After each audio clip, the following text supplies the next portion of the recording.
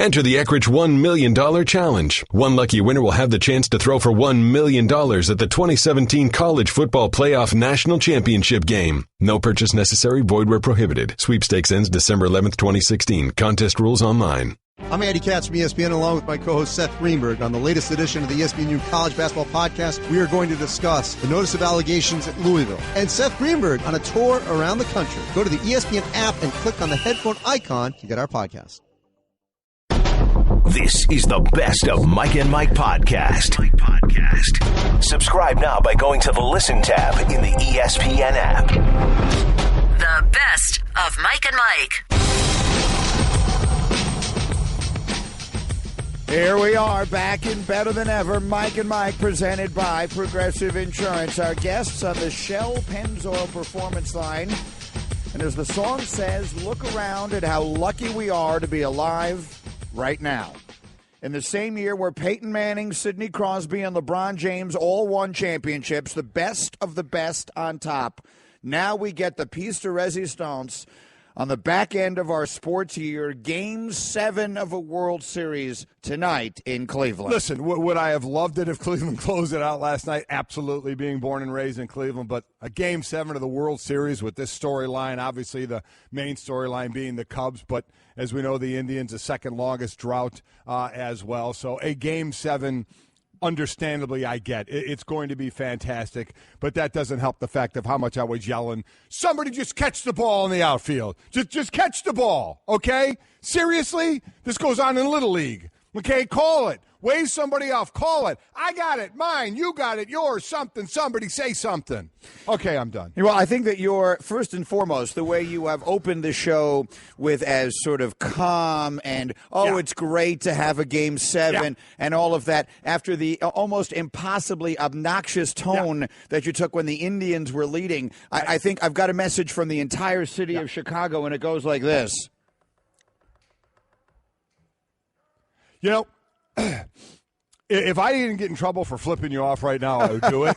I mean, and I come to work this morning and I'm greeted, the first tweet I see is, hey, at ESPN Golick, 3-3, comma, fatty. I mean, what is that? I mean, what is that? 3-3, congrats to your Cubs, but now I'm fatty? I mean, seriously? Oh, I took it to mean that was how he was celebrating the Cubs win. All right, so let's start with the play in the outfield, because you were right. These guys have been working since February in spring training, and one day when they raced out of there as fast as they could to make their tee time, they forgot to work on the center fielder calls that ball off, the right fielder makes the catch. Now, Lonnie Chisenhall, the right fielder, is the same guy who just woefully misplayed a ball in Game 3 that could have cost the Indians a game there. In this situation, miscommunication in the outfield, and instead of a 1-0 game and everything is okay, instead you start the entire night off directly behind the 8-ball. Here's Terry Francona afterwards on the misplay in the outfield. Lonnie went hard after it, as he should, but it's Naquin's ball. He was playing on that side, and he's a center fielder. And I think at the end there, as Lonnie was kind of pulling off, Naquin was yelling, "It's yours, you got it." And it's pretty loud anyway. I think we kind of told Nate that, especially playing on that side, that's his ball, and just take charge and take it. Kind of made it hard on Lonnie, because you got to go hard until you hear something. And that was an unfortunate play, because that ended up, we thought we're out of the inning with one, kind of regroup, and instead it's 3, and JT had to keep pitching. Listen, I'm with you. I thought, okay, we're out of the inning. Thank God. 1 run, okay, nice hit by Bryant, good home run. Congrats to him. 1-zip, we can come back from that. But boy, oh boy, what and Chisenhall did go after it hard. But as Francona said, listen, I don't think many people need this explained. The center fielder makes the call, and I know it's loud in there, but you got to expect the loudness. What was it? 2 innings later, a couple innings later, they almost ran into each other again. Chisenhall ended up waving off Naquin and made the catch. Naquin hit the ground, and then Kipnis was out there because it was a short fly ball, and it looked like Kipnis had to keep Naquin back. Naquin was ticked off. I'm like, are you guys kidding me? With the lack of communication out there, it was stunning. Listen, mistakes happen. Nobody plays a perfect game. You don't expect that. But on routine fly balls, you expect the play to be made. So, now they ended up getting 9 runs. What difference would it have been? We don't know. We absolutely don't know. The Cubs bats were on. That middle of the order was out of their mind last night, especially Bryant. So it may not have made a difference at all, but certainly at the time and watching it, getting out of that inning with only 1 run instead of 3 would have been huge. I think it makes a difference. Especially with the pitch count for Tomlin at that point as well. And just everything. I think if that doesn't get in the head of a young pitcher. I agree. Tomlin is like 11 years old. Yeah. So, I mean, if that's got to get into the head of a young pitcher. That stuff has to play a role. There's no question that is the biggest play of the game. Yeah. Mm-hmm. Now, a couple innings later, Russell hits a grand slam, and that's all she wrote. Yeah. And I'm not suggesting that wouldn't have happened otherwise. Right, exactly. But you start a game off that way, and then the next thing you know, you've got off you go. So Russell becomes the hero, extending the Cubs to a 7-0 lead in the third inning. He's the second youngest player in postseason history with a grand slam. Mickey Mantle hit one at the age of 21 in 1953. Again, he gets the RBIs on that play. That play is not ruled an error. Yeah. So in the end, the way the game is written down, the way the scores are written down, Addison Russell winds up with 6 RBIs in the game. Yeah. So in the record books, it'll say that is the most in history by a player facing elimination. Good for him. You know what? Because 10 years from now, 20 years from now, nobody's going to look. They're going to say, oh, what a game he had, and didn't realize 2 guys stood there and watched the ball drop between them. He hit a routine fly ball in the first inning, exactly. And the next thing you know, away you go. That's what happens. I mean, that's why even the most routine of play, you never know. Yeah. You just never know. Yeah, so that's it's a shame that a play like that winds up being such an enormous part of the game, and then the Cubs just take over completely. Yeah. You mentioned Bryant, 4 for 5 with a home run. You want a number on him. He's the second player in World Series history with 4 hits and a home run when facing elimination. The only other was Willie Stargell in 1979. Get ready to spend your whole day hearing about 1979. Right. Because 1979 and the We Are Family Pittsburgh Pirates, for those of us who remember that, were the last team to win games 6 and 7 on the road and win a World Series. Now, Game 7 home field advantage is extraordinarily significant, but the last time it happened, it went the other way. Yep. The last time it happened was just 2 years ago, and San Francisco and Madison Bumgarner won in Kansas City. The 9 previous Game 7s all went to the home team. Were won by the home team. Yep. The Pirates of 79 were the last ones to do it on the road. So this is going to be a day spent talking about Willie Stargell and Kent McCulvey and Dave Parker. And listen, that's great to bring that up, and maybe people will go back and watch and look at highlights and read about it. That's all great stuff. But you know what? When the first pitch is thrown tonight, none of that matters. None of that matters. You know, the one thing I said is I got to actually go to bed early because of what was going on. I'm a glass half full guy. You know, at least they were using up the staff last night, right? You knew Andrew Miller wasn't going to pitch. So you got Kluber. You're ready to go. You were all set the way you want to be set. Now, it's not the scenario you wanted. You would have loved to win last night and close this thing out. But if you're going to go into a Game 7, you're going to look at a glass half full. You're going to say we got Kluber on the mound and we got Miller who is ready to go. And whatever rotation Frank Kona wants, he's going to have for this game. And Aroldis Chapman pitched. Yes, he pitched a lot last night, and that's a big part of the storyline this morning. It's what everyone's talking about, brought to you by Uber. Get your side hustle on. Start driving with Uber. You can earn extra cash whenever you want. Sign up today at uber.com/drive now. That's uber.com/drive now. That's a big part of the story. Let's hear some more from Terry Francona, though, because now it becomes a question of managing the 3-1 situation, right? We have to go back all the way to, June, to the last time Cleveland was in a situation, the city and the sports fans were in a situation where a 3-1 lead went the other way. Right. And LeBron James just spent Halloween making sure everybody remembered how he turned it around. Now you're faced with the prospect of it coming back on you. So here's your veteran manager, Terry Francona, immediately last night setting the tone. You learn from your mistakes and then move on quickly, and we'll do that. It'll be exciting to come to the ballpark tomorrow. Shoot, I might just wear my uniform home. Might get ice cream on it though, so maybe I better not. Attaboy. Order some more ice cream. Get yourself ready. I mean, listen. But he's setting a relaxed, humorous tone. Here's what always happens. I don't care what sport you're in the postseason. And this always happens where you get in the postseason in football. Now, it's one game, but you move on to the next round. What happens less and less in the postseason is getting uptight or being critical, right? Certainly you have to talk about the mistake that was in the outfield, but, you explain it in a way, and nobody's getting read the riot act. Those two out there know they made a mistake. That's one of the big differences of the regular season and the postseason. In the regular season, you get reamed out for a lot of things. In the postseason, basically the manager or coach, depending on your sport, is like, there's no real reason to do that now, right? Because we have another game. So there's no reason to. Now, in football, if you lose and it's over and your season ends, you can have at what you want to have at.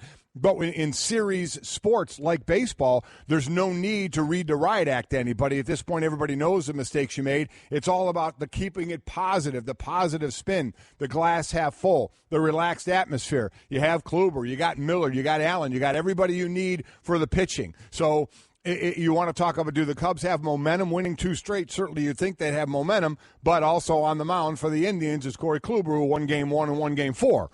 So and is the ace and is pitching well, and everybody knows what Miller has done as well, and you can bring him in at any time. So I still think the Indian players and the fans have to feel good about that. Now, you go to the first inning and all of a sudden Kluber starts getting knocked around. Well, that changes, but that's what happens. My point is, going into the first pitch, I don't think there's any kind of doom and gloom, because the Indians, for all that has happened, still are in this game basically loaded how they want to be loaded. Absolutely. Aside from Kluber being on back-to-back short rest. Right. You could not otherwise have drawn it up any better. And who knows how he'll react to that. Quick correction, Josh Tomlin is 32 years old. It's fun. I read all those stories this weekend about him and his dad and this horrible illness that his father suffered. I did not know he was 32 either. Neither did I. For some reason, I was my apologies. I thought he was much younger than that. He is 32 years old. That, the kid on, is it Merritt? Is that his, who looks like he's 11? He's the kid 11. Who pitched in the clinching game against Toronto. Yeah. For whatever reason, I thought he was much younger than that. The point was the same. That I think that when you have that kind of a misplay in the outfield, when you think you're out of an inning, no matter how old you are, it's going to affect the pitcher. But clearly, I thought he was a younger guy. He, for those of you who don't know the story, this is the reason that I've read so much about him. His father suffered some horrible illness earlier this year, which has left him paralyzed. And the game that he pitched at Wrigley Field, which was the Friday night game, so that was game 3, was his father was in attendance, and and I was there. And he was there again last night. I was reading all those stories about him. So for whatever reason, I thought he was younger. Neither of those is the point. Right. The point is, I do believe that. I don't think that this has always been my belief as a sports fan. You can never assume anything would have happened the same if you had changed what happened before it. Right.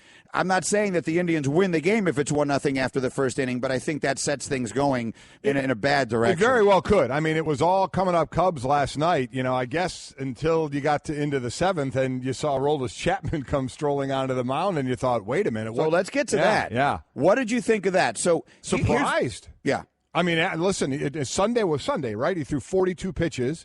Last night he threw 20. It's not like he threw 40 pitches again. And so it's 42 pitches, a day off, and then 20 pitches. But I'm not going to lie. Just as I was saying for Cleveland, well, they're not going to use the guys that they normally use. They get them all for Game 7.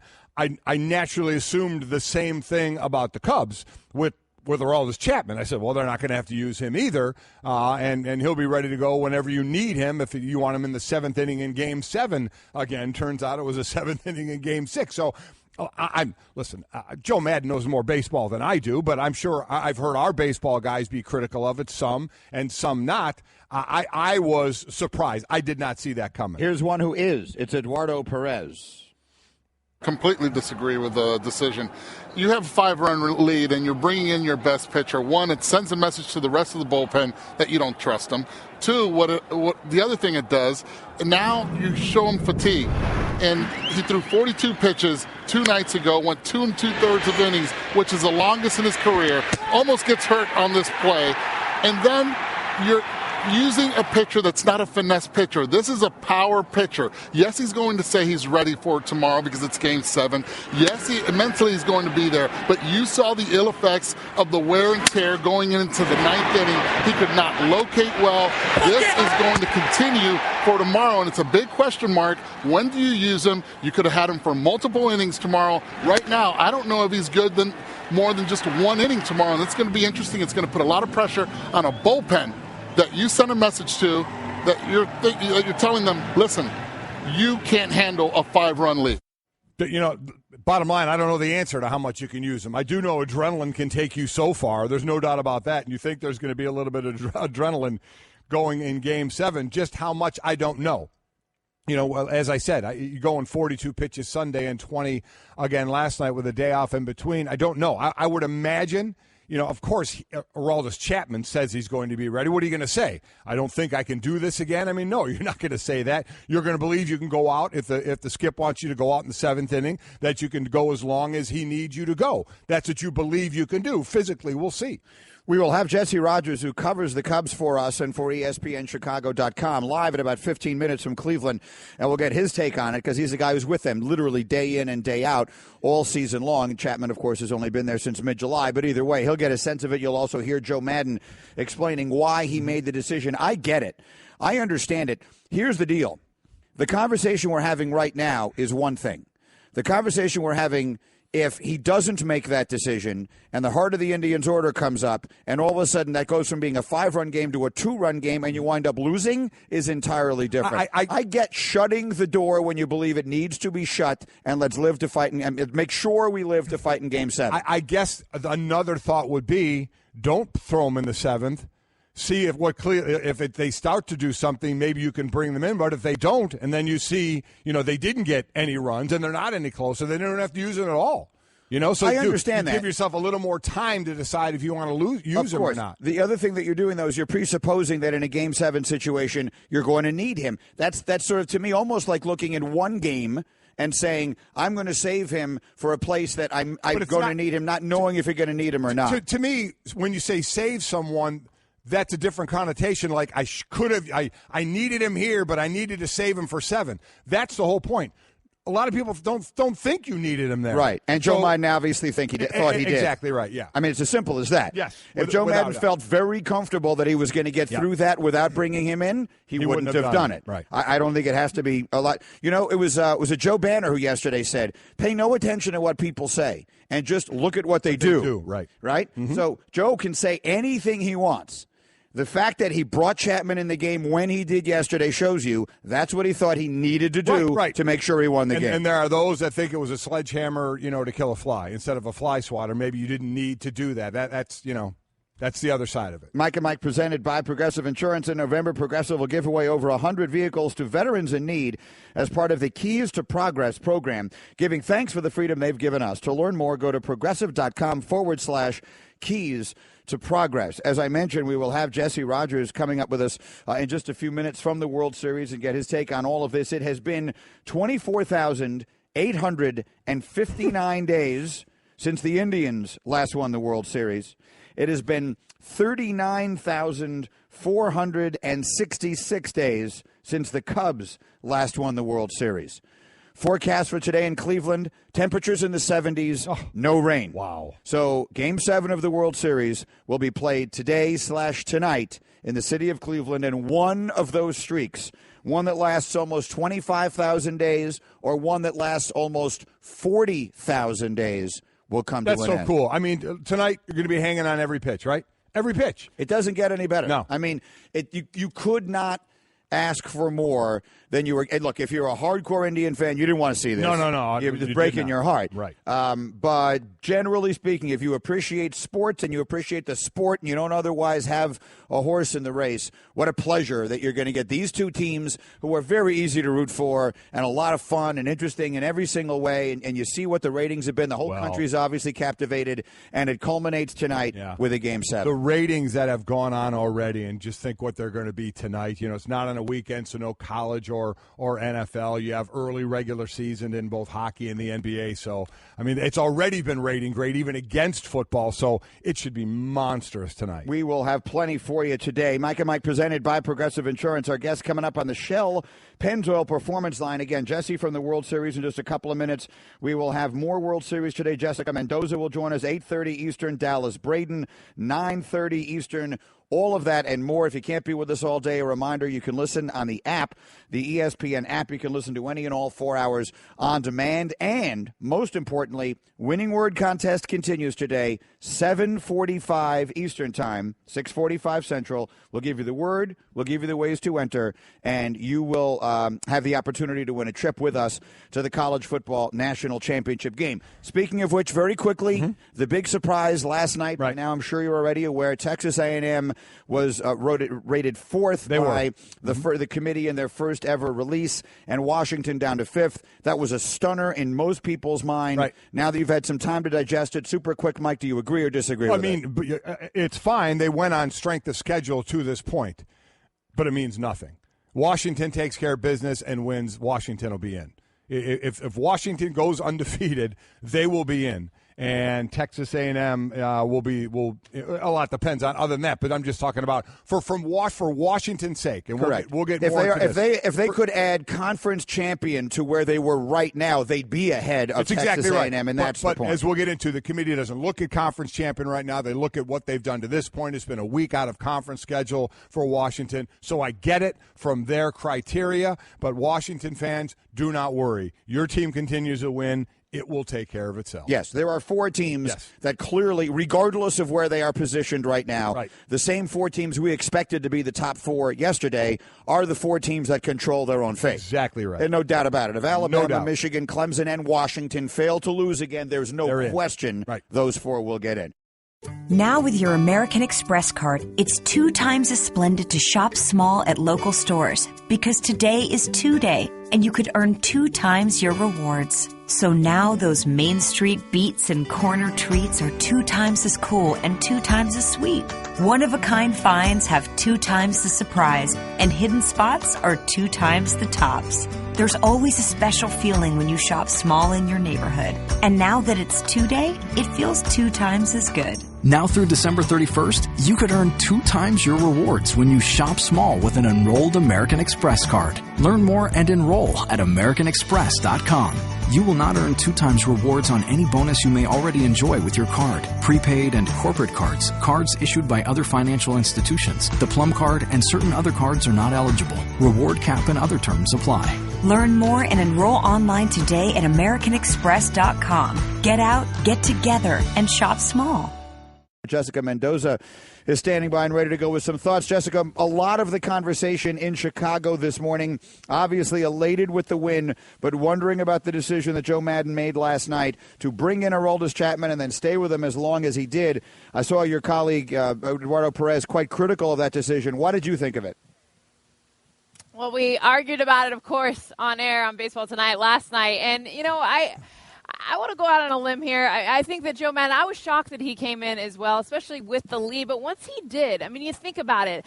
The bullpen, the confidence that's there. I mean, you think about how Joe Madden has utilized the bullpen up until this point, especially in this World Series. And he has so much confidence in Chapman, but uncharacteristic. This is unconventional for anything that we have seen, but it's very similar to how Terry Francona has managed his bullpen, meaning that he wants to bring in the guy, the best guy possible when you're facing the heart of the lineup. And when you're talking about, for these Cubs, facing the Indians, in that point, it was the 7th inning. I agree with it. Bring him in the 7th. Now, should he come back in the 8th? Should he come back in the 9th? I don't know. But, I mean, like Joe Madden had said, he didn't have anyone ready. I don't think he has any confidence in anyone else in that bullpen, so go for it. This is Game 6, headed into Game 7. If there's any time to bring in your closer unconventionally, this is the time to do it. I completely agree. Both Greeny and I agree. The question, though, then, 42 pitches Sunday and 20 last night. Eduardo Perez went on to say, while he disagreed with that move, he wondered, could Chapman throw more than an inning tonight if he had to? What do you think about that?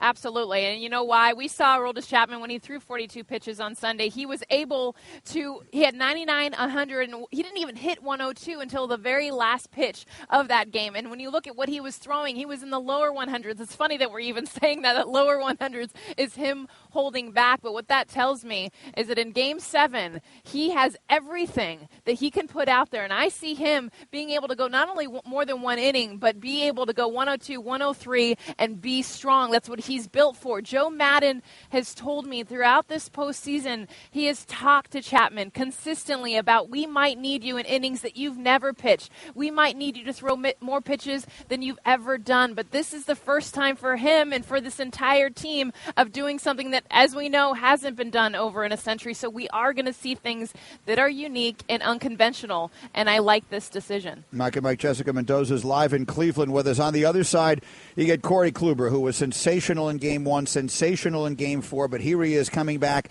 for his second consecutive start on short rest. How much of an impact do you expect that to have on his performance and how long he may be able to go?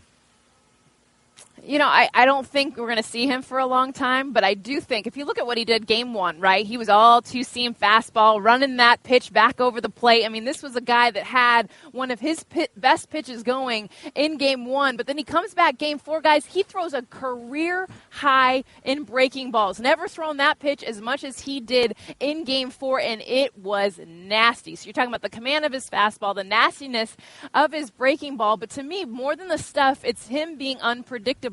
Of you don't know what is coming when. And the good thing is I think absolutely the most you see Corey Kluber in Game 7 is maybe two times through the lineup or even just 2 times through the heart of the lineup, the Bryant, the Rizzo, Zobrist, and then you pull him. Because why? You got a rested bullpen on the back end with Andrew Miller, Brian Shaw, Cody Allen that have going 3 days and 2 days rest. So much they have to work with. And Kluber really will have a short leash, and I think it's a good thing. You mentioned that, and I was going to mention those names you did, so they are ready to go, rested and ready to see how long Kluber can go. On the other side, you already mentioned that maybe the lack of trust with the rest of the bullpen by putting Chapman in, Lester saying it could go and maybe being used. Your thoughts on starters and how trustworthy you are of them coming in as relief pitchers? Well, Mike, you mentioned John Lester. I think, I love what he brings. He is a bulldog, him coming in off the bench, but they have to be so careful with who is on base and who's in the lineup. And we've told the story. We've talked about it with the running game, but you're talking a Game 7, a close game. This Indians team that knows how to take advantage of Lester once they're on the bases. But you got John Lackey as well, and this is a guy with 2 rings. I mean, it's amazing when you think about, maybe not your traditional bullpen guys that have probably lost some confidence, but when you think about the starters that Joe Madden has to be able to utilize to come in, that are probably one of the mentally most tough guys in the postseason because they have that experience in Lester and Lackey. And as far as what went on in the outfield, you got some gold medals to your name playing out there, and when you see the miscommunication with center field and right field, What are your thoughts on a routine fly ball? And just, I'm sure you're analyzing as a former player, watching what's going on out there. Well, and as you mentioned, an outfielder, there's 3 captains on the field, and the center fielder owns the outfield. And what Tyler Naquin did not do, and this just showed to me his youth in a huge pressure situation, 2 things. One, that is your ball. Especially with a runner on third, your momentum is coming towards home to be able to cut that. I don't care if anybody is coming out of the stands to be able to catch that ball, right field, left field. It doesn't matter. You own that outfield. You take charge. Nobody is getting that ball from you. And Tyler Naquin not only did not do that, but he said, or what Terry Francona said post-game was that he thought he heard Chisenhall saying, you got it, you got it. And so it was a confusion. No, what happens is you take charge, and if you don't want it, you don't say anything. So for him, you see him holding up, he kind of lets up, pulls back. That is a captain that owns. You see it with the catcher owning the pitching staff. You see it with the shortstop owning the infield. That is what a center fielder in the postseason absolutely must do, especially with screaming fans. Very disappointed. And he had another play that game as well where he just looked so hesitant. Pretty much guaranteed you're not going to see him in the game tonight because of it. Boy, I tell you, he did, and he looked mad out there as well. I mean, just not making a decision. I love the passion in your voice, a former outfielder there. I'm talking about what I get a little fired up, right? I know you do. I love it. And I can tell in your voice, so you can just go ahead and say it. You think my hometown Indians are going to win tonight, correct? You know what? What's fun about this, I picked a team every single time because I felt 100% confident. Like, I felt like Leicester was going to win in the games that he threw. I felt like last night, I really felt like the Cubs had it with Arrieta. And tonight, and I'm not, trust me, I am not one to tap dance by any means. Game 7, you don't know. That's what I love about it. That's what makes, like, this game so crazy to me, because who's coming out of the bullpen? Who's coming off the bench? All hands on deck. Decisions are going to be made that we haven't seen made all postseason, and because of that, it's anybody's game. Throw out the record. It's all scratch now. It's 0-0. It might as well be the first game of the season, ending the season, because it's Cubs or Indians. I'd love to give you the Indians, but right now it's like, let's watch this game because nobody knows. Like, I love it. Jessica, do you think that Hendricks has to go deep in the game, though, tonight for all the reasons we've been talking about? Clearly, Kluber, if he gets through the order once or twice, you feel great about it. How deep into the game do you think Hendricks does for Joe Madden to feel good about himself? Yeah, Greeny, I agree. It's like completely two different stories we're going to be able to see tonight, because with Hendricks, he absolutely, you're right, must go deep, just because I feel like there is a lack of confidence. Now, if you're in the bullpen and you're a Mike Montgomery, you're Carl Edwards Jr., you're Rondon, I mean, obviously you want to be ready, you're going to feel good, but in the back of your mind, he hasn't wanted you. He basically said last night, when I faced the heart of this order, there was one guy that I had the option for. So you know that. Now, as we talked about earlier, you do have Lester, you do have Lackey, but you don't want to have to use those guys. Hendricks is the guy. And when you look throughout the season, underrated pitcher. When you had a Cy Young, reigning Cy Young winner in Arrieta, Hendricks was not talked about enough.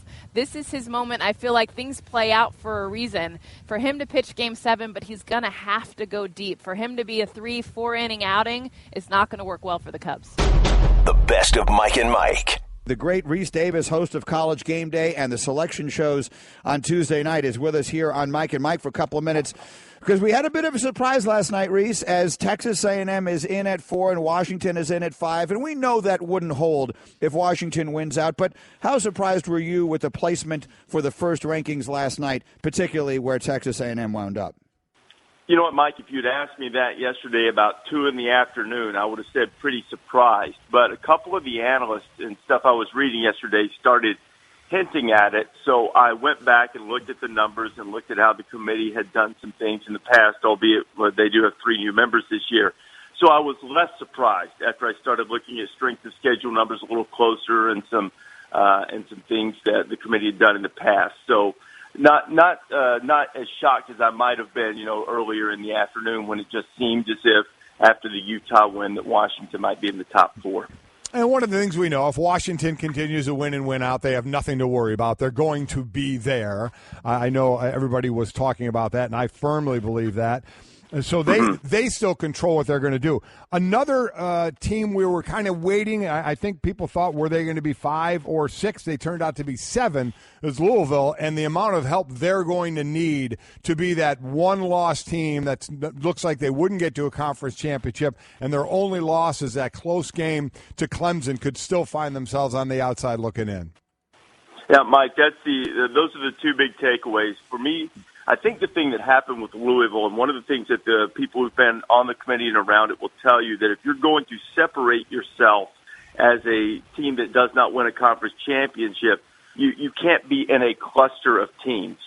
And I think that Louisville's performance probably against Duke and against Virginia, at least for now, hasn't allowed them to do that. And it would appear, barring huge shakeups the rest of the way, that it would take monumental meltdowns in front of them for Louisville to get in, especially as a second team from the ACC. I think that was the big takeaway, and the other one was, while I totally agree with what you guys are saying about Washington, the one thing I do believe that if we can draw this type of inference from the first rankings, that a one-loss Washington as Pac-12 champion still might be in a bit of a precarious position depending on, what happens with Ohio State and Michigan the rest of the way, and Alabama, Texas A&M.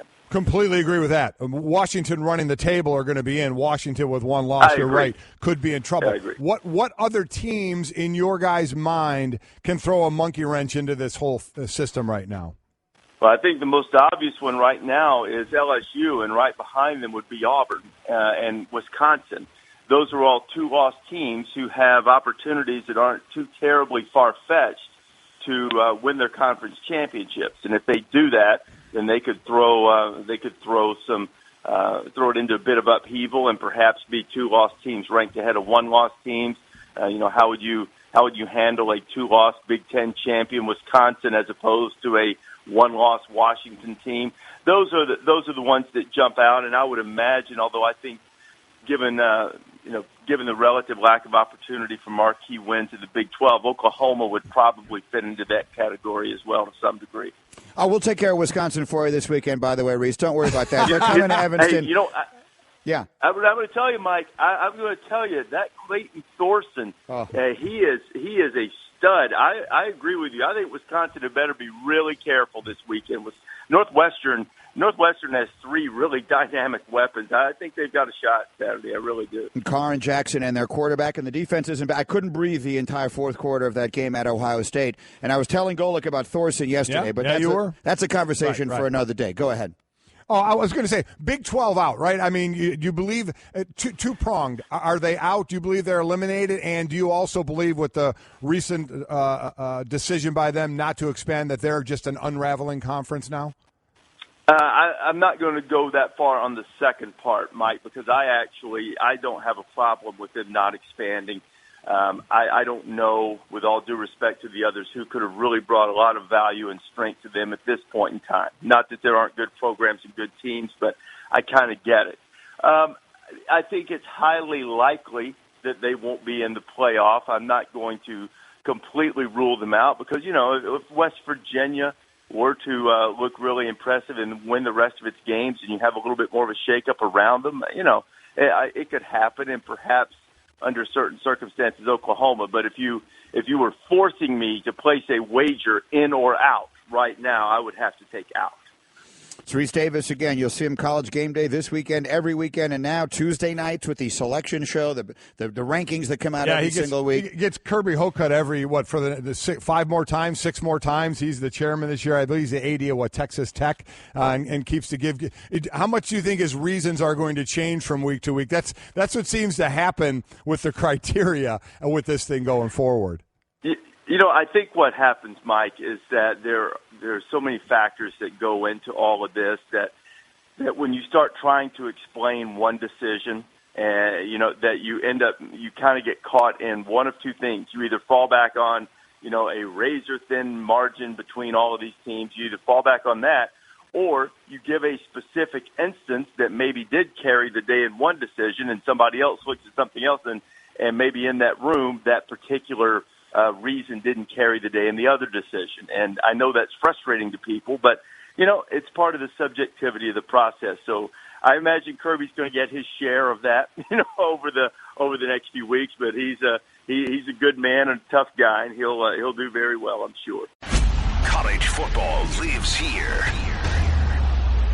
LSU is 3-0 since Ed Orgeron took over as head coach, and they've averaged over 41 points in those 3 wins.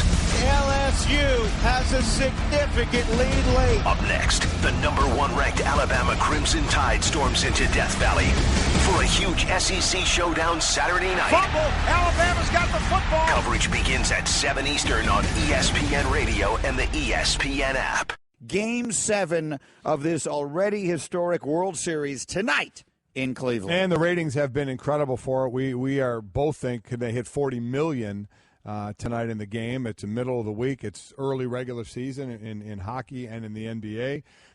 They don't have to compete against football, though last time they did that, they won that battle. So this is a monster World Series, and while my Indians are in it, I get the headline is the Cubs and just the lovable losers and the whole losing streak, even though this is Cleveland is second longest. The Cubs are the longest. So it sets up for a fantastic Game 7. I wish it ended in Game 6 last night. But the Cubs' bats came alive yet again with certainly a little bit of help from the Cleveland outfielders, but still they were knocking the ball around. I absolutely deserve that victory. And now we get to Game 7. We get to Game 7 where the Cubs get to throw what looks to be the Cy Young winner in the National League, and the Indians throwing their ace in Corey Kluber, looking at his third start in this World Series. Andrew Miller, is ready to go. Shaw's ready to go. Allen's ready to go. So that bullpen, which has been phenomenal for them, is all rested up and ready to go. So a lot of it is the unknown of Kluber, of just what he can do on his third start in the World Series, his second on short rest. But, wow, Game 7. I mean, these players probably wish they can't get here fast enough. Temperatures in the 70s, no rain in the forecast tonight in Cleveland. So we have history ready to go. Quickly on the television ratings, the highest-rated World Series game since 2000 was Game 7 of 2001, Yankees-Diamondbacks, a game started by Roger Clemens and Curt Schilling. They did about 39 million viewers. I think there's a chance they'll top that tonight. Mm-hmm. The highest-rated World Series game since 1990 was Game 7 of 91, which was the Jack Morris game, which went to extra innings scoreless.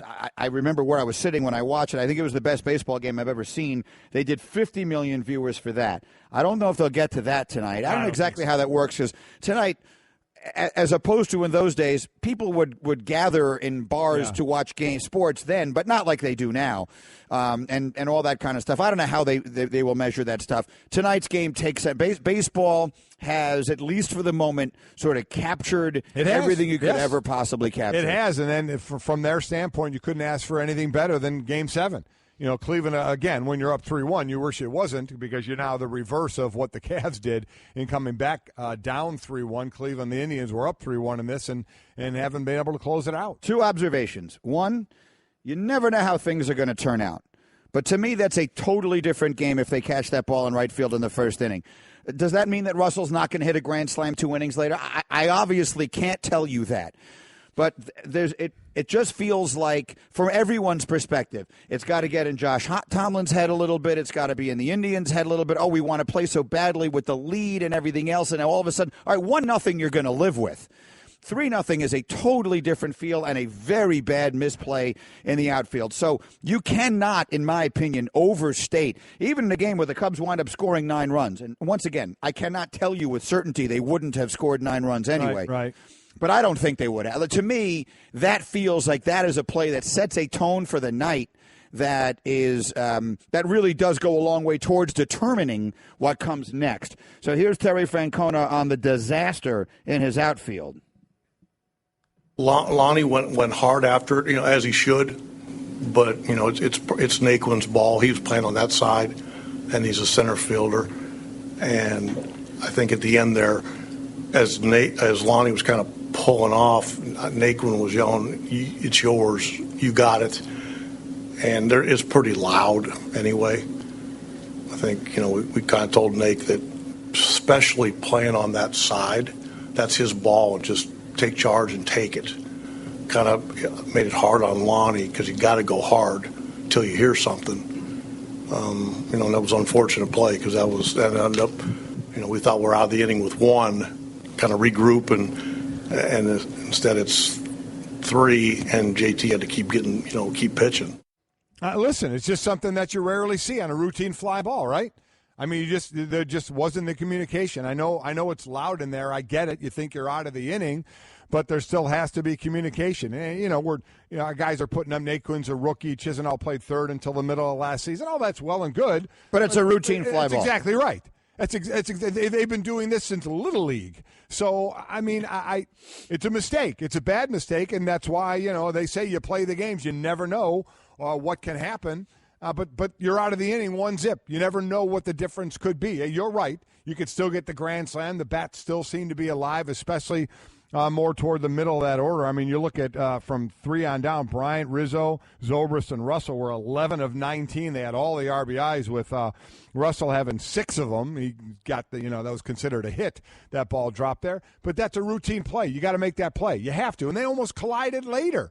I think an inning or 2 later, Chisenhall runs across again this time, and he's waving off Naquin. He makes a catch. Naquin has to slide behind him, and it was short right center. So who's out there? It's Kipnis. Kipnis is out there. He kind of ends up talking to Naquin. Naquin doesn't look happy about it. I'm like, Game 6 of the World Series, we're all of a sudden not going to have communication out there? I mean, it just seems stunning because they're routine plays. Yeah, it turned into a problem. I mean, for whatever reason, it turned into a problem last night. As you heard Terry Francona say, it's loud, it's a World Series game, but those are not plays that are supposed to be a problem. And sometimes series shift on moments like those, and we'll see. To me, the other old adage in baseball that has been proven true in this is that there is no such thing as momentum, because unlike any other sport, the next day's game is an entirely different game based upon the fact that you're changing starting pitchers. So that for the same reason that I did not believe that this series was over at 3-1 Indians, I tweeted it Sunday, I still think the Cubs are going to get it to a Game 7.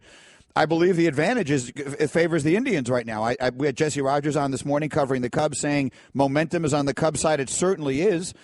But I don't believe in momentum. Yeah. I believe if Corey Kluber, the big question mark to me is throwing for the third time in whatever that would be, 8 days, back-to-back short rest situations, how much is he diminished? Yep. If he is anything like what he was in games 1 and 4, and then you've got Miller on total rest, I mean, he hasn't pitched in what feels like 100 Shaw, years. Allen are I mean, they're ready to go. Then the advantage is clearly to Cleveland. Momentum doesn't mean a thing. Kyle Hendricks, listen, here's your moment, kid. I mean, you're going to win the National League Cy Young and everything else. Take the ball. Because Aroldis Chapman pitched last night, and he pitched a lot, and Joe Madden showed you last night. Don't pay any attention to what he says. Joe Madden showed you last night he doesn't have enough faith in the rest of his bullpen to get him to the finish line. Because with a 5-run lead, he put Chapman in the game. Right. Now, we left him out there in the ninth inning, and he sort of talked a little bit around that, and we didn't get a guy up fast enough when the lead got extended and all. Okay, fair enough. But the point is, he's telling you right there. Now, maybe John Lester gets the ball, and maybe he pitches great in relief. But I'm always very, very hesitant, nervous about a starter. Yeah. Like, I know Bumgarner did it, and we've seen others do it. But that's a scary situation to be going to a starter rather than someone who's accustomed to that role. So, to me, the advantage on paper going in this game clearly is with Cleveland. That to me, there's no question.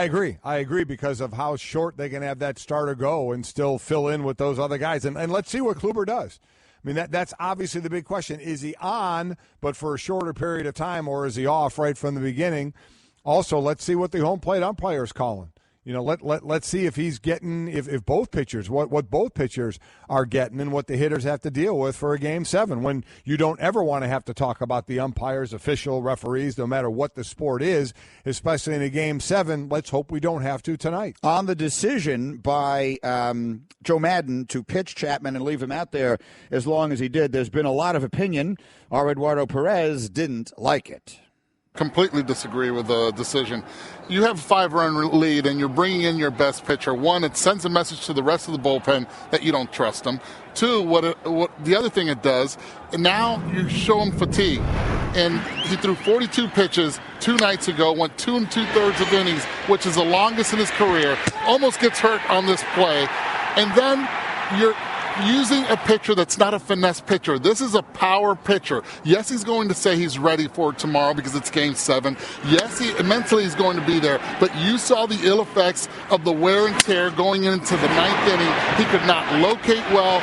This is going to continue for tomorrow, and it's a big question mark. When do you use him? You could have had him for multiple innings tomorrow. Right now, I don't know if he's good than more than just 1 inning tomorrow, and it's going to be interesting. It's going to put a lot of pressure on a bullpen that you send a message to, that you're telling them, listen, you can't handle a 5-run lead.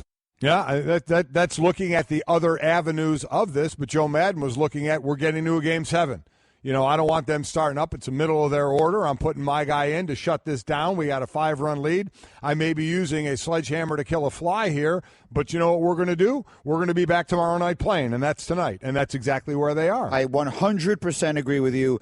I 100% am not criticizing Joe Madden. As Jesse Rogers said earlier this morning, if you want to criticize Madden for leaving him out there for a batter in the 9th inning, okay. Now, what did he throw, 4 pitches in the 9th inning? In the 9th inning, threw 4. Jesse talked about how you have to warm up for that as well. I don't know how much of a toll pitching the 9th inning will have on his ability to pitch tonight. But the reality is, you don't know what tonight is going to be. No, you do not. Tonight could be 10-0. Yep. In either direction. Don't know. So you do not save your best pitcher for a situation that may never occur, when you've got to make sure you win that game. You got to get there. Joe Man didn't have the luxury Terry Francona did last night of a 3-2 series lead. So, for me, I have zero criticism of the manager in that situation. You? No, I agree. Do I think it was a little overkill? Do I think they probably could have got away without it? Yeah, but, that's easy for me to sit here and say that. I'm not in the dugout with your season riding on it. For some reason, you don't. I mean, do we not think the Indians are capable of putting together some runs? They are, and Madden wanted to make sure they couldn't. So he's at Game 7 of the World Series. And when he was down 3-1, that's all that matters. Get to Game 7, and that's where he is. It's been almost 25,000 days since the Indians won the World Series. It's been almost 40,000 days since the Cubs won the World Series. One of those will come to an end tonight. Game 7, you can't ask for more. We'll have the coverage coast to coast here on ESPN Radio. John Gruden, when he was on with us earlier this morning, said the morning that he woke up and was coaching the Super Bowl that night, he was just basically in a frozen position, staring at the ceiling, and having not really slept well several nights leading up to it. And someone asked a question on Twitter earlier this morning, Mike. You have bemoaned many times the fact you never got to play in a championship game and how much that still kind of eats at you to this day, which I fully appreciate. What was the most, if you can remember it, what was the most pressure you ever felt? What was the day or the game or whatever it was where you in your athletic career felt the most pressure? I would say from a professional standpoint, when we got to the year that the Cowboys won the Super Bowl in 92 season, 93 Super Bowl, we'd beaten New Orleans in the wild card game, and we got to Dallas, and that was because with Buddy and then on to Rich Kotite, we hadn't won a playoff game, So we won the playoff game in New Orleans, and then we got to Dallas, and we thought we were going to win. I mean, we went into that game incredibly confident, and Dallas took care of us, to their credit, and they went on and they won the Super Bowl, but because, I had been there for a while with these same guys and we had not gone further than one win in the playoffs, and now here we were with a chance to get to that next level right before the potential of a Super Bowl. That was probably the most pressure and most nervous as a professional athlete of where we had the potential to go to. We were very confident, we were a very confident group that we were going to get it done. But from a standpoint of sleeping and preparing and making sure you're prepared and trying to stay in your routine. Now, while it wasn't a Super Bowl, it was a big game for us trying to get there.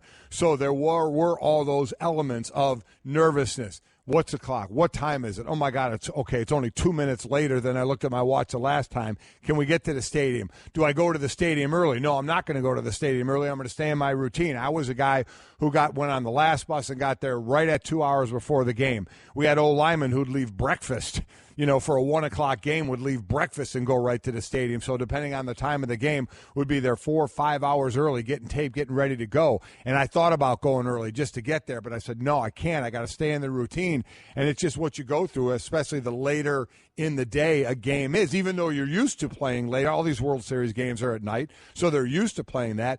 But it doesn't mean you don't have the itch to get it going, a lot sooner than it's going to. Yeah, it's something you can only dream of. You've heard some of the players themselves saying it.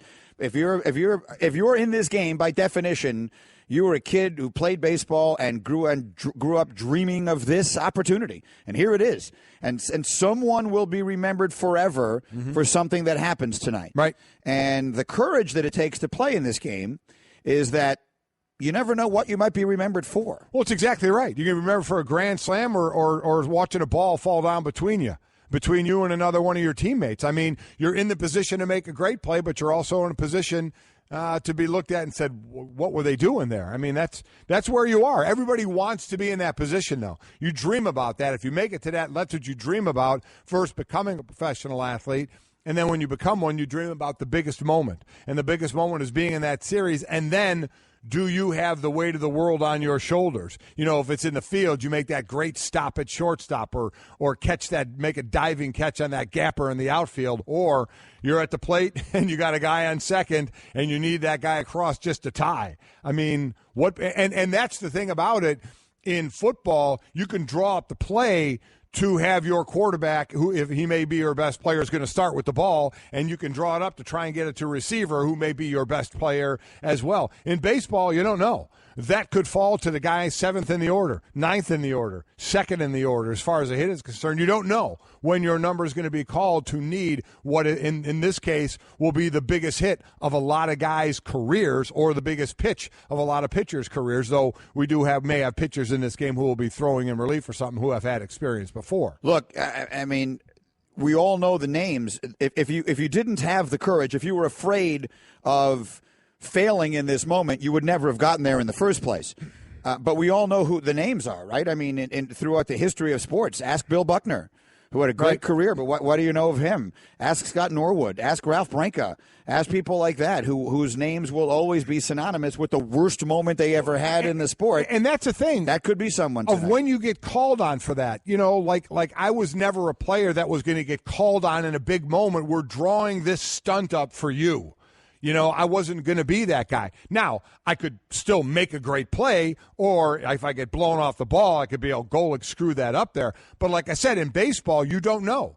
You don't know when your number is called. You may have the star hitter, but all he can do is sit in the dugout and watch you, and maybe an average player going up there and trying to knock in the winning run. You know what could have happened to you in your career is you could have been getting just completely blocked at the line of scrimmage. I'm just standing on the line of scrimmage. You could have just been standing there, and then all of a sudden they threw a ball to you and you intercepted it and ran it back for a touchdown. How great does that look then? And all of a sudden you're the hero of the game. Now, in your case, if history was a guide, you would have been tackled by the quarterback because you made 3 career interceptions and were tackled by the quarterback all 3 times. But that doesn't change the fact that it could have gone otherwise in the big moment. I don't know why you have to bring up the negative part of what could have been a positive thing for me. Because that's just how I am. Mike and Mike, we are presented by Progressive Insurance. Our guests on the Shell Pennzoil Performance Line very quickly, as we are almost wall-to-wall with the baseball today.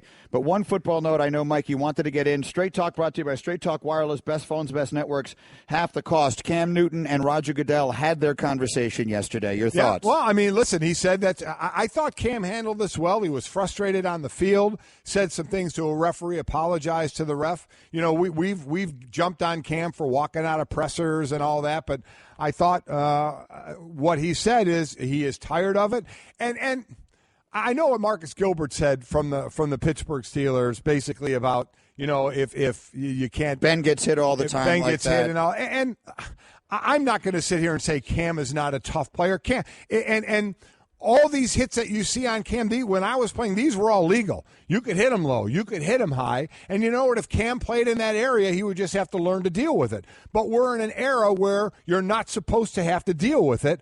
Other guys are getting the calls, and he's not. So I don't blame him for his frustration. I don't take that as being soft at all. I take that as, wait a minute, just because I'm bigger than these guys, I'm still getting hit in the head. I'm still getting hit low in the pocket on a couple of these. Why am I not getting the calls? And he's right. So I'm he said, I'm going to call Roger Goodell. He did, and there are players in the league that Roger Goodell will answer the phone for, and Cam's one of them. I mean, he just is. He's a star, and they're going to have that conversation. So I'm glad he did it, but unfortunately, all that's going to come of it is, we should have made that call. That was our fault. Now, what happens going forward? Is there more of a look on that? Is it it's close, he's going to get the flag? So we'll have to wait and see. We'll have to wait and see, because we go back to the first game of the season. He was getting knocked around all over the place. Some were flagged, some were not. But we had this discussion, and now in this game, he's blatantly hitting the knees. I don't think in a dirty play at all by Campbell, but blatantly hit there, and he doesn't get the call. So, and that shouldn't have been a hard one to call. That's a bad mistake by the referee. So the biggest question will be is what happens going forward. I fully do think that it will make a difference going forward. I have to believe there will be an extra. I mean, not that there aren't already an extra set of eyes on the quarterback at all times, yes, which makes this so confusing. But I find it impossible to believe that he won't get a borderline or call or two his way. I would agree. Going forward. The best of Mike and Mike. Joining us now is our friend Dallas Braden, who does a terrific job in analysis for us in Baseball Tonight and everybody else these days, and particularly when it comes to the pitching. Dallas, good morning, and thanks for doing this. Good morning, boys. How are we doing? Good. Wow, how much better could we possibly be doing than this? So let's go through a variety of different things. Let's start with Kluber, who was so good in Game 1. And then, again, very good, if slightly less unhittable in Game 2. And that was on short rest, or Game 4, I should say, but in his second game. And now another one on short rest. You're a pitcher. What is a realistic expectation from Kluber tonight? I am a pitcher. Corey Kluber is a different type of human being altogether. So from my perspective, my arm's falling off. I'm knocking over people to get to the Advil, et cetera, et cetera. If I'm Corey Kluber, this is what I'm built for. This is what I put all the hard work in the offseason for. They talk about resting in the offseason. That's when I'll take a blow. Right now, I fully expect, if I'm Corey Kluber, to take the mound prepared with adrenaline, motivated by a lack of championship smell in my clubhouse since at least 1948.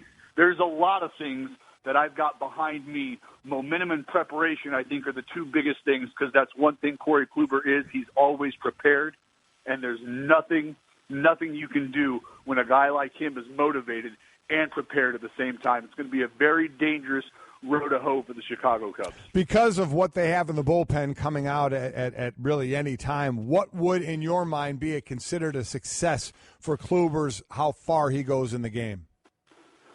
I think, in my opinion, 5 innings. 5 innings out of Kluber would be a success, just because of how Tito has shown the ability to match up and plug and play. We talk about high leverage situations, and anywhere you think about where Miller has come in, no later than the 7th inning and as early as the 5th inning to clean up a mess and gone on to give you 2+ if necessary. So he has, Francona, the ability to match up very early on, and this has been the recipe for success since the Royals started their run. We've got to turn this into a 6-inning affair, and if anything, that's what Francona has the opportunity to do. So a slight edge over Madden, as we saw last night. Mike Dallas Braden is with us. This one's for the advanced class only, but I was talking to Rob Dibble recently about pitching, and he said that when you're tired, when your arm is tired, sometimes your curveball is better. Do you expect Kluber, who was very heavy with the curveball in Game 4, more of that tonight based on perhaps a tired arm, and sometimes that can give you an edge? Well, I think what Dibbs is probably talking about is simplifying things. You're fatigued. You're not trying to do any more than you're capable of. You know exactly what it takes to deliver, to release. So in that regard, I think it's a simplification mentally for Kluber. And obviously, if you can slow the game down and simplify it in a Game 7 situation, that bodes extremely well. So I think that's probably where Dibbs is coming from. You're talking about a guy in himself who could pump up and blow cheese by anybody when necessary. So having a feel throughout the game is a little different. But that being said, if he can simplify it, I think they're going to be okay. So now from the Cubs side and what Kyle Hendricks has behind him, what in your mind would be a success for how far he would go into the game? I hate to ask more of Kyle Hendricks, but I think he has welcomed that responsibility unquestioned. He had a tremendous season. He can get deep into a ball game. That hadn't necessarily given him that long leash throughout the course of a season. Not many outings over 105 pitches, but if it's going to be successful for me, he's got to be able to shorten that bridge to a seemingly available Chapman, and he's got to give me at least 6 innings. I know it's a tall tale. There hasn't been a starter complete 6 innings, I believe, this World Series. That hasn't happened ever. So, hey, why not in Game 7? And how about the first man out of the pen? So I'm just making up a scenario now because it's fun to think about. If you get 5 innings out of Hendricks tonight, is the first pitcher you give the ball to after that John Lester? Well, you know, that raises a very interesting question, because if so, where does Lester come into the game? Obviously, you'd like to put him in a position of length. He may not be a guy that you're going to need just one batter. You've got other guys down there for that. But for me, John Lester, the earlier in the game he appears, the more trouble the Cubs are in, obviously. And you also have to, as a reliever, there's 3 things you have to do in the game of baseball. You have to come in spinning your breaking ball for a strike. You absolutely have to field your position. These are high-leverage situations. They're looking to put pressure on the defense. And you must, it is an absolute must, you must control the running game. And the last 2 things I just mentioned, John Lester is not very good at all. So I'd be a little hesitant to put him in the game in a situation where they're looking to create offense, where they're looking to force pressure on the defensive side of the baseball. John Lester is not the guy I want fielding a bunt. He's not the guy I want controlling the running game. So if we see Johnny Lester, it's going to be early, but it's not going to be a good sign for the Chicago Cubs. Dallas, early effect in the game. We were talking about this before. The misplayed pop-up in the first inning where the Indians could have got out of that inning down 1-0 and said it was 3-0. Now, of course, we see the grand slam 2 innings later, and it's a 7-0 game. But how could that be different, or how could it be different if that routine fly ball is caught and they do get out of the inning with 1 inning? I know you can still have the grand slam and all that, but what are the differences if they got out of that inning 1-0? Well, one, from a pitcher standpoint, you've now minimized the damage. You were in a situation where things could have started to steamroll and snowball on you. You effectively put an end to that. You minimized the damage. So now you go into that next inning with a little bit more confidence or in a little different position mentally than you may have ended it after the merry-go-round starts and you see the defensive miscommunication go on behind you. And also you feel like, hey, we're still in this ball game. It's not about things are just going to happen. You know, if it can, it will. We are in a position to still win this ball game as opposed to having the feeling of Sisyphus looking up this giant mountain, pushing a boulder with no end in sight. Do you have a feel for it one way or the other? I mean, clearly an argument can be made or a decision can be made in either direction as you project what we expect tonight. Do you have a feeling one way or the other? I feel like Corey Kluber is going to put an end to the drought for the baseball championships in Cleveland. I don't know if the Cubs bullpen just has enough energy to tread water for full 9, and it's going to be deep water in these championship games. Oregon brings an offense averaging over 40 points per game into the Coliseum to face the red-hot USC Trojans. Coverage begins Saturday at 6:30 Eastern on ESPN Radio, presented by Dr. Pepper.